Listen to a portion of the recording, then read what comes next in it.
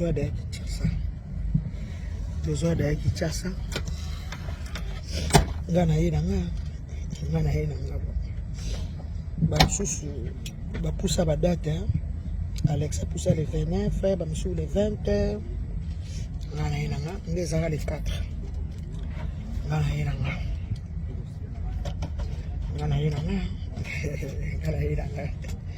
Merci Fali, merci mon ami patron Simon Ikamba et Petit Fati.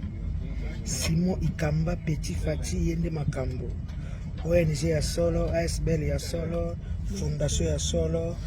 Bato bo comprendre ngonde na zo Kinshasa, bo comprendre qui est Simon Ikamba Petit Fati.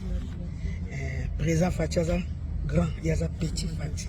Simon Ikamba mon ami, ya Simon Ikamba Jeff Bokungu Okungu tukutana na Kinshasa kwa ngana ki ba wario merci donc c'est